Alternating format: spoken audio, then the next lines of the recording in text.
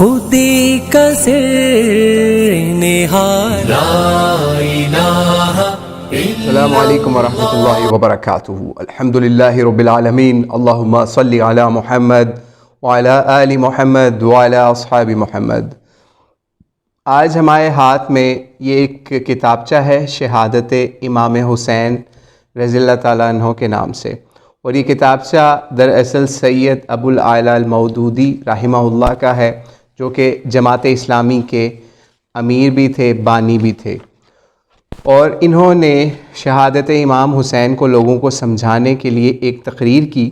یہ تقریر لاہور میں شیعہ سنی حضرات کی ایک مشترکہ نشست میں کی گئی تھی، جو ماہنامہ ترجمان القرآن لاہور کی اشاعت ماہ جولائی 1960 میں شائع ہوئی۔ اسے افاد عام کی خاطر کتابچے کی شکل میں پیش کیا جا رہا ہے۔ تو آئیے اس کا آج آپ کو ریویو دیتے ہیں۔ ویسے تو یہ تقریباً 15 صفحوں کا ہے، لیکن ہم اس کو تھوڑا شارٹ کریں گے، اور اس کی جو لنک ہے، ڈاؤن لوڈیبل لنک اس کتابچے کا، وہ ڈسکرپشن میں بھی دے دیں گے، لیکن کوشش کریں گے 10 منٹ کے اندر اس کو کور کرتے ہیں، تاکہ آپ کو معلوم پڑ جائے کہ اصل میں مولانا مودودی نے شہادت حسین کو یا مقصد شہادت اس حسین علیہ السلام کو کیسے سمجھا۔ تو آئیے اس کا آغاز کرتے ہیں۔ مقصد شہادت۔ ہر سال محرم میں کروڑوں مسلمان شیعہ بھی اور سنی بھی امام حسین کی شہادت پر اپنے رنج و غم کا اظہار کرتے ہیں، لیکن افسوس ہے کہ ان غم گساروں میں بہت ہی کم لوگ اس مقصد کی طرف توجہ کرتے ہیں جس کے لیے امام نے نہ صرف اپنی جان عزیز قربان کی، بلکہ اپنے کنبے کے بچوں تک کو کٹوا دیا۔ کسی شخص کی مظلومانہ شہادت پر اس کے اہل خانہ کا اور اس خاندان سے محبت و عقیدت یا ہمدردی رکھنے والوں کا اظہار غم کرنا تو ایک فطری بات ہے۔ ایسا رنج و غم دنیا کے ہر خاندان اور اس سے تعلق رکھنے والوں کی طرف سے ظاہر ہوتا ہے۔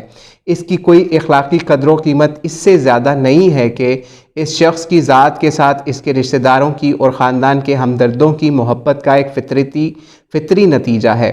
لیکن سوال یہ ہے کہ امام حسین کیا خصوصیت ہے جس کی وجہ سے 1320 برس گزرنے پر بھی ہر سال ان کا غم تازہ ہوتا رہے؟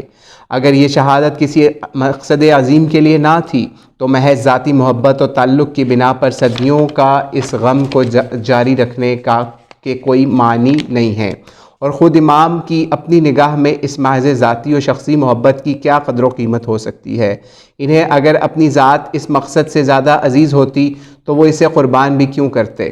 ان کی یہ قربانی خود اس بات کا ثبوت ہے کہ وہ اس مقصد کو جان سے بڑھ کر عزیز رکھتے تھے۔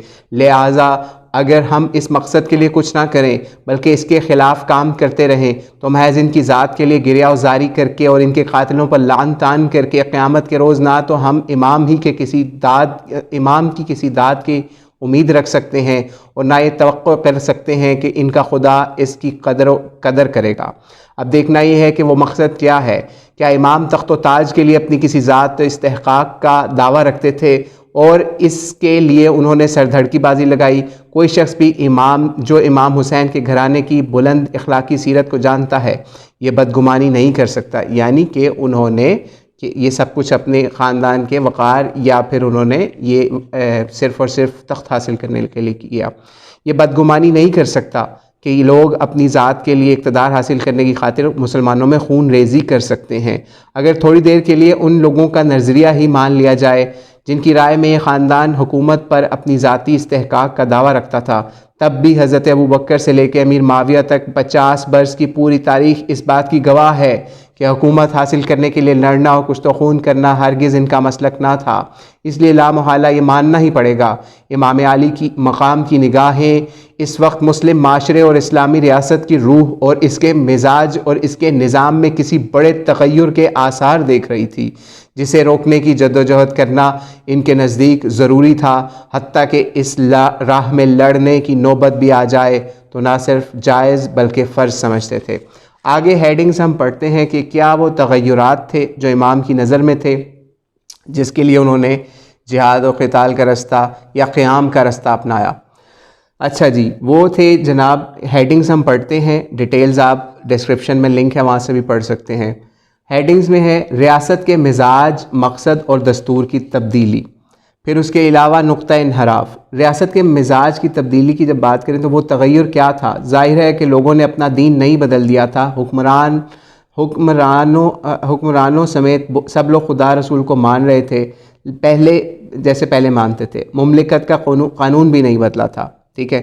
بہرحال اس کا جس راہ پر یہ مڑ رہی تھی وہ آخرکار اسے کہاں لے جائے گی، یہی رخ کی تبدیلی تھی جسے امام نے دیکھا اور گاڑی کو پھر سے صحیح پٹری پر ڈالنے کے لیے اپنی جان لڑانے کا فیصلہ کر دیا۔ یہ ایک بڑا پیرا ہے جس کو ہم نے شارٹ کر کے یہاں پہ پڑھا ہے۔ پھر نقطہ انحراف اس چیز کو ٹھیک سمجھنے کے لیے ہمیں دیکھنا چاہیے کہ رسول اسلام خلفائے راشدین کی سربراہی میں ریاست کا جو نظام 40 سال تک چلتا رہا تھا، اس کے دستور کی بنیادی خصوصیات کیا تھیں، اور یزید کی ولی عہدی سے مسلمانوں میں جس دوسرے نظام ریاست کا آغاز ہوا تھا، اس کے اندر کیا خصوصیات دولت بنی امیہ اور عباس اور بعد کی شاہیوں میں ظاہر ہوئیں۔ اس تقابل سے ہم جان لیتے ہیں کہ یہ گاڑی پہلے کس لائن پر چڑھ رہی تھی، کس پٹری پر تھی، اور بعد میں اس کا نقطہ انحراف کیا ہوا۔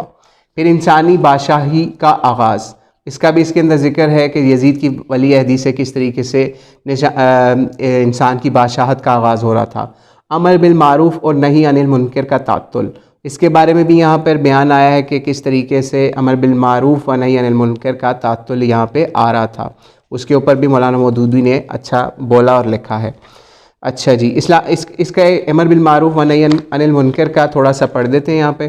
اسلامی ریاست کی روح تقوی، خدا ترسی، پرہیزگاری کی روح تھی، جس کا سب سے بڑا مظہر خود ریاست کا سربراہ ہوتا تھا۔ حکومت کے عمال، قاضی، سپہ سالار سب اس کی روح سے سرشار ہوتے تھے، اور پھر اسی روح سے وہ پورے معاشرے کو سرشار کرتے تھے۔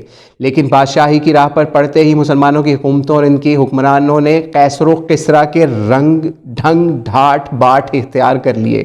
عدل کی جگہ ظلم و جور کا غلبہ ہوتا چلا گیا، پرہیزگاری کی جگہ فسق و فجور اور راگ و رنگ و عیش و عشرت کا دور شروع ہو گیا۔ حرام و حلال کی تمیز سے حکمرانوں کی سیرت و کردار خالی ہوتی چلی گئی، سیاست کا رشتہ اخلاق سے ٹوٹتا چلا گیا۔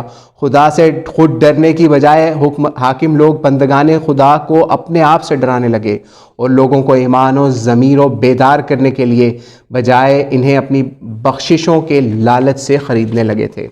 اچھا جی، پھر آگے اسلامی ریاست کے بنیادی اصول بیان ہوئے ہیں حضرت امام حسین کی جدوجہد کے حوالے سے، جن کو کاٹا جا رہا تھا تو امام حسین اٹھ رہے تھے۔ اچھا جی، وہ کیا اصول ہیں؟ آزادانہ انتخاب۔ پھر دوسرا اصول کیا بیان کرتے ہیں؟ شورائی نظام، اظہار رائے کی آزادی، ٹھیک ہے۔ پھر چوتھا اصول بیان کرتے ہیں خدا اور خلق کے سامنے جواب دہی۔ اس کے اندر بھی سارا خلفۂ راشدین کا بیان ہے کہ کس طریقے سے ان کے دور میں ہوتا تھا اور یہ بدلا کیسے گیا۔ پھر پانچواں اصول بیان کیا ہے بیت المال ایک امانت، پھر اس میں بھی بیان کیا ہے کہ کس طریقے سے بیت المال جو ہے اس کی تباہی لوگ دیکھ رہے تھے۔ قانون کی حکومت، چھٹا اصول اس دستور کا یہ تھا کہ ملک میں قانون یعنی اللہ اور اس کے رسول کی حکومت ہونی چاہیے، اس کو بھی کس طریقے سے توڑا جا رہا تھا، اس کے اوپر بھی کچھ تبصرہ ہے۔ پھر اس کے بعد یہاں پہ ہے حقوق اور مراتب کے لحاظ سے کامل مساوات، اس کا بھی یہاں پہ بتایا گیا کہ کس طریقے سے اس کو توڑا گیا۔ جب بادشاہی نظام آیا تو عصبیت کے شیاطین ہر گوشے سے سر اٹھانے لگے، شاہی خاندان اور ان کے حامی خانوادوں کا مرتبہ سب سے بلند و برتر ہو گیا، ان کے قبیلوں کو دوسرے قبیلوں پر ترجیح حقوق حاصل ہو گئے، عربی اور عجمی کے تعصبات جاگ اٹھے، خود عربوں میں قبیلے کے درمیان کشمکش ہو گئی۔ ملت اسلامیہ کو اس چیز نے جو نقصان پہنچایا اس پر تاریخ کے اوراق گواہ ہیں۔ اچھا جی، یہ سب تو ہو گیا، سارا مولانا مودودی نے بیان کیا کہ کس طریقے سے خلافت راشدہ کا نظام کیا تھا، اس کے کیا اصول تھے، 6 اصول اس کے بیان کیے، ٹھیک ہے۔ نمبر 1 آزادانہ انتخاب، شورائی نظام، پھر اس کے علاوہ اظہار رائے کی آزادی، خدا اور خلق کے سامنے جواب دہی، بیت المال ایک امانت، قانون کی حکومت، حقوق اور مراتب کے لحاظ سے کامل مساوات۔ یہ بیان کرنے کے بعد آخر میں بہت زبردست باتیں ہیں جو فائنل سٹروکس ہوتی ہیں نا کسی کی آرٹسٹ کی، وہ یہاں پہ انہوں نے بیان کی۔ امام حسین کا مومنانہ کردار، اس کے اوپر ہی ختم ہوگا تو اس کو ذرا غور سے سنیے گا۔ مولانا مودودی فرماتے ہیں کہ یہ تھے وہ تغیرات جو اسلامی خلافت کو خاندانی بادشاہت میں تبدیل کرنے سے رونما ہوئے۔ کوئی شخص اس تاریخی حقیقت کا انکار نہیں کر سکتا کہ یزید کی ولی عہدی ان تغیرات کا نقطۂ آغاز تھی، اور اس بات سے بھی انکار نہیں کر سکتا کہ اس نقطے سے چل کر تھوڑی مدت کے اندر ہی بادشاہی نظام میں وہ سب خرابیاں نمایاں ہو گئیں جو اوپر بیان کی گئیں، یعنی وہ 6 نکات جو بیان کیے۔ جس وقت یہ انقلابی قدم اٹھایا گیا یعنی حضرت حسین کا، اس وقت یہ خرابیاں اگرچہ تمام و کمال سامنے نہیں آئی تھیں، مگر ہر صاحب بصیرت آدمی جان سکتا تھا کہ اس اقدام کے نتائج لازمی یہی ہیں۔ ان سے ان اصلاحات پر پانی پھر جانے والا ہے جو اسلام نے سیاست اور ریاست کے نظام میں کی ہیں۔ اسی لیے امام حسین اس پر صبر نہ کر سکے۔ انہوں نے جو فیصلہ کیا، جو بدتر سے بدتر نتائج بھی انہیں ایک مضبوط جماعی صورت کے خلاف اٹھنے میں بھگتنا پڑے، ان کا خطرہ مول لے کر بھی انہیں اس انقلاب کو روکنے کی کوشش کرنی چاہیے تھی۔ اس کوشش کا جو انجام ہوا وہ سب کے سامنے ہے، مگر امام نے اس عظیم خطرے میں کود کر اور مردانہ وار اس کے نتائج کو انگیز کر کے جو بات ثابت کی وہ یہ تھی، اسلامی ریاست کی بنیادی خصوصیات امت مسلمہ کا وہ بیش قیمت سرمایہ ہیں جسے بچانے کے لیے ایک مومن اپنا سر بھی دے دے، اپنے بال بچوں کو بھی کٹوا بیٹھے تو اس مقصد کے مقابلے میں یہ کوئی مہنگا سودا نہیں ہے۔ اور ان خصوصیات کے مقابلے میں وہ دوسرے تغیرات جنہیں اوپر نمبر وار گنوایا گیا ہے، وہ دین اور ملت کے لیے آفت عظمیٰ ہیں جسے روکنے کے لیے ایک مومن کو اگر اپنا سب کچھ قربان کر دینا پڑے تو اس میں دریغ نہ کرنا چاہیے۔ کسی کا جی چاہے تو اسے حقارت کے ساتھ ایک سیاسی کام کہہ لے، مگر حسین ابن علی علیہ السلام کی نگاہ میں تو یہ ایک سراسر دینی کام تھا، اسی لیے انہوں نے اسی کام میں جان دینے کو شہادت سمجھ کر جان دے دی۔ تو یہ تھے مولانا مودودی رحمۃ اللہ علیہ، شہادت امام حسین علیہ السلام بیان کر رہے تھے اور اس کے اندر مقصد حسین کو بیان کیا۔ اللہ سے دعا ہے ہمیں مقصد حسین کو سمجھنے والا بنائے اور اللہ کریم ہمارا خاتمہ حضرت حسین ابن علی اور ان کے ساتھیوں کی طرح کرے۔ واللہ اعلم بالصواب۔ السلام علیکم ورحمۃ اللہ وبرکاتہ۔ سبحان ربك رب العزة عما يصفون وسلام على المرسلين والحمد لله رب العالمين وصلى الله على سيدنا محمد وعلى